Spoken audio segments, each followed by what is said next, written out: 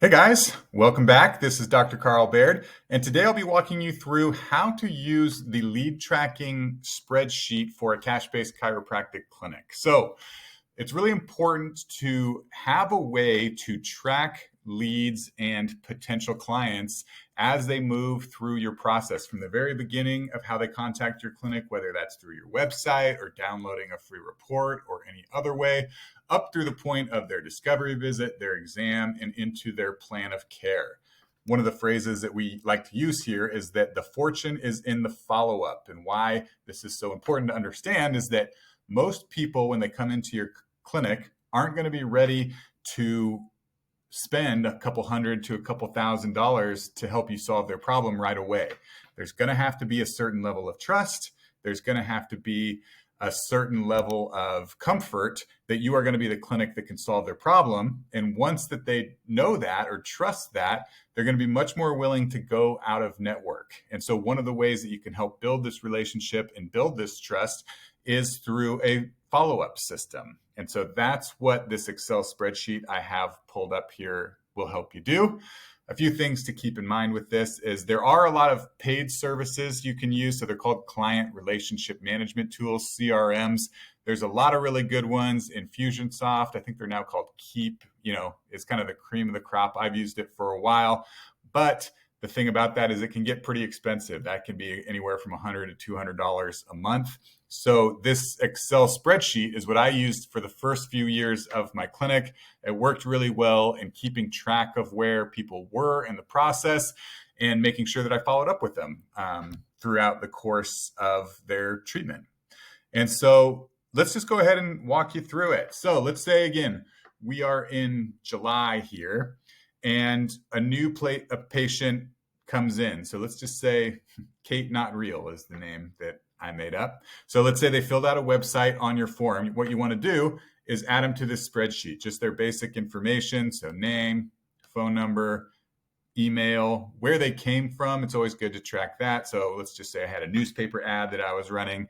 And then any notes that you have from that. So let's say it was the neck pain ad that you put in about maybe work that was making it hard to work. So anyway, you enter their basic information in here. And then once that lead comes in, the first thing that you're going to want to do is call them. So let's say it's July 15th. Kate just submitted a request for a newspaper or free report from a newspaper ad that we ran. So on July 15th, we're going to go ahead and give them a call. Now, here's where we got to get clear is what do you do on that first call? Do you leave a message or do you not leave a message? And there's a couple schools of thought here.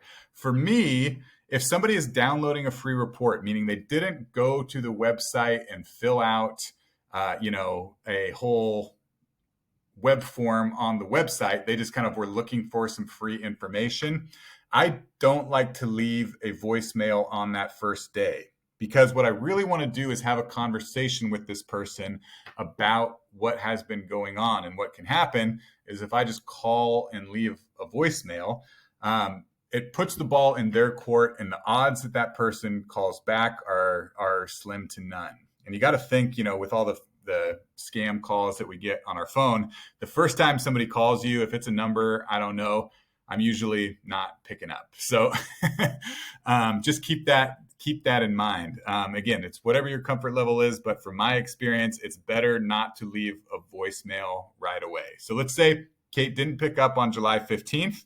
All we're going to do is leave a note on July 16th that we're going to call again. So that's what I did here. I left a note on July 16th, which would be tomorrow. I am going to give Kate another call and again, see if she picks up. You might try a different time of day. So if you called in the morning, you might try in the afternoon and just play around. But again, you really want to have a phone call conversation with this person so you can learn more about what's going on and see if it's things you can help. So how to use this spreadsheet, you can see how I've spread it out, and it's just what's worked well for me is I call on day 1, I call on day 2. Again, if they don't pick up, then I call again on day 3. Then I give it a few days. on day 7, and you can see this is where I would leave a voicemail. So if you've called them 4 times, they've seen your number around, that sometimes they just don't pick up because, this is a scam person. I don't want to pick up. So that's where you could leave that voicemail. And again, with that voicemail, you're just brief and to the point. My name's Dr. Baird. I'm calling because you requested a free report about neck pain from an advertisement in so-and-so newspaper. I'd love to chat to learn more about what's going on and get you this copy of this report, is what the voicemail is. And then you kind of leave it alone. So again, give them a couple of days to call you back. So if they didn't call you back, you can track it out 3-4 days, maybe give them another call. You can go again 7 days, give them another call. And then what I usually do is, again, if it's been 3 weeks on a call, you still haven't got a hold of them, I might send a text message if you have a text message service. Some people, especially in today's day and age, they don't like talking on the phone, where they might respond to a text message. So you can go ahead and give them a text and then give it a few more days. If they don't respond to a text, by day 30, you can do, I call it the last ditch call. So you're going to go ahead, give them a call, leave a voicemail on that one, your last voicemail, saying, hey, 30 days ago, you downloaded a free report. I just wanted to make sure that you weren't still suffering with that. And then on the very last one, after you leave that voicemail, just send them a nice email as well. And so this is kind of the frequency and how I use my follow-up system. Again, it's the hardest to get in contact with somebody, especially like a cold lead that's just requesting a free report. So it does take some effort. I know for me personally, this was a little bit uncomfortable to do initially because you feel like maybe you're bothering them or something like that. You have to keep in mind, this person is reaching out to you because they have something like neck pain. If they're responding to a newspaper ad about neck pain, it means they have a problem. And what I equate it to is, you're in class. This is somebody raising their hand saying, I need some sort of help. And no matter how good your free report is, it's never going to be the solution to their problem, right? They're going to have to eventually have someone a little more in depth and get some treatment to solve it. And so this follow-up system is a way to help them. And again, most people appreciate the follow-up process because not a lot of clinics actually do this, care enough to do this, to be like, hey, I really want to solve this problem for you. And that's why we're following up with you, to make sure everything's okay. Good. So let's see what happens when you call them and you get a hold of them. So that's what I did with this. Again, Jane Doe, we have all their information. They filled out a thing on July 2nd. So I called them on the 2nd, called them on the 3rd, called them on the 4th. They didn't pick up until July 9th. And so what happened on July 9th is that we had a conversation and we booked them into a free discovery visit, is what we call it. So that's like that free visit. That's the purpose of that first phone call, is to book them into that free consultation, free discovery visit. So when that happens, what you can do, you have the conversation, you learn more about them, you get it booked. And then on this actual lead tracking spreadsheet, I just mark it as green on here. And so what that means, if everything's highlighted green, that we've had the conversation and that they booked that discovery visit. And so if you look down here in the bottom left, I've created a few different tabs. So you can see green means this discovery visit. So if I click on that, what you can see is that Jane Doe came here in for her discovery visit on July 15th. Normally it would be white, but the reason I marked it blue is to show you what happens. They come in for their discovery visit and then they booked their exam. So the goal of the discovery visit is to book them for the initial consultation. So they came in for the discovery visit on July 15th and everything went well and they booked their exam. So then we highlight everything blue. And you can see that back down here on the left, they went ahead and did their exam. They did their exam on July 20th. Again, if they hadn't booked a plan of care, we would leave it white. But since they did, we highlight it yellow. And again, we go back down to the plan of care. And then here she is. So on that exam, we said, hey, we think 8 visits would be a good amount of visits to help solve your problem. And so that's what we have plan of care. We recommended 8 visits.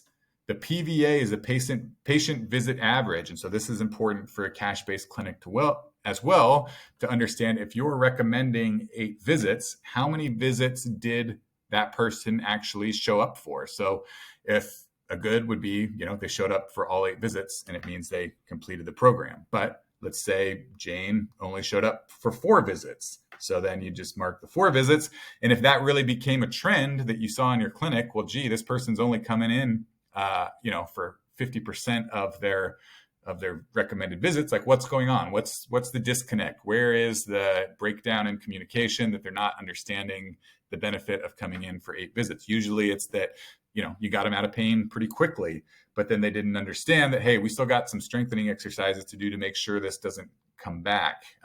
Is another common example of why somebody might drop off early. And when you notice that, then you'd want to, okay, I got to improve my communication about the importance of the last 4 visits, even though they're not in pain.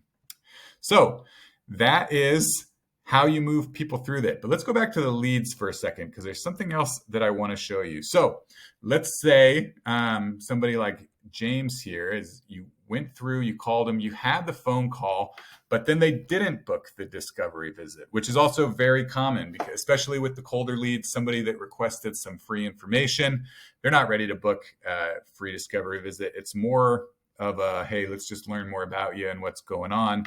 And then I can check back in a few weeks to make sure this issue is gone away for you.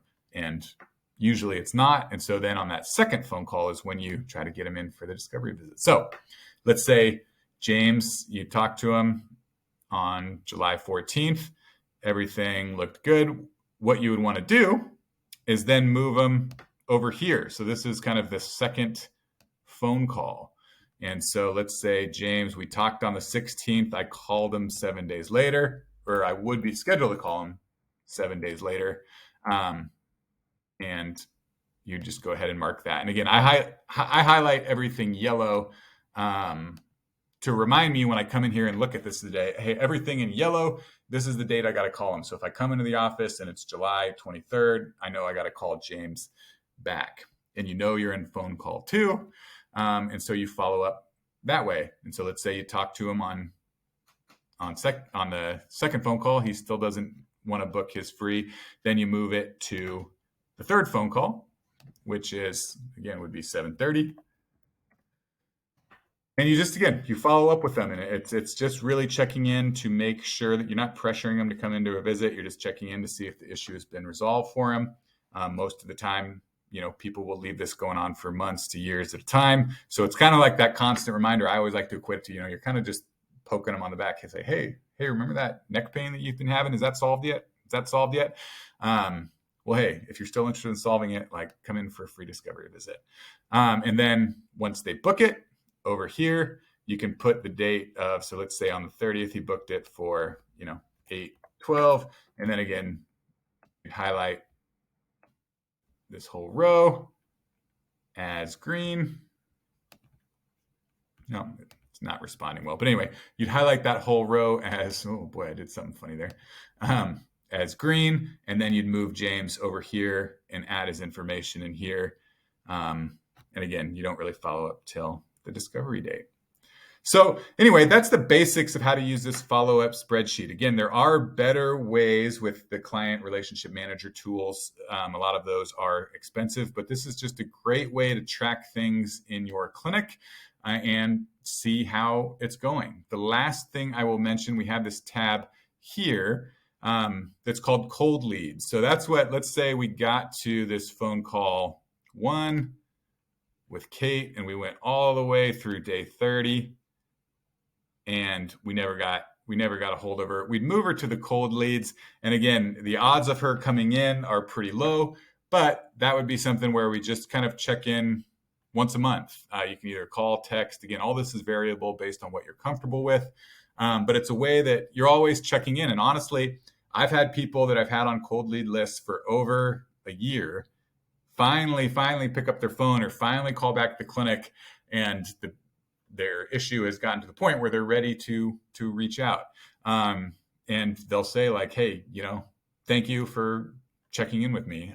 Sorry, I never picked up, for whatever reason, I just don't like to pick up. But because you kept checking in with me, I'm ready to kind of look into this or ready to solve it. So even though they're not picking up, it can be frustrating, but understand people don't pick up for a whole host of reasons.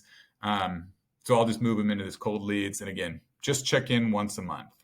So that is how you use this lead tracking spreadsheet. And again, how I use it, whether it's me or my front desk, is I will come down and sit and spend, an hour, it depends on how many leads you have, and just look for these yellow boxes for the date that we're on. So if I'm coming in and it's July 23rd, then I'm going ahead looking for anything that says July 23rd, make those calls, and just move on to the next one. So I hope that helps. Again, if you have any questions about how to use this lead tracking spreadsheet, go ahead and leave them in the comments below. I'll also link somewhere where you can download this and have access to your clinic. And that's all I got for you. Thank you so much for watching.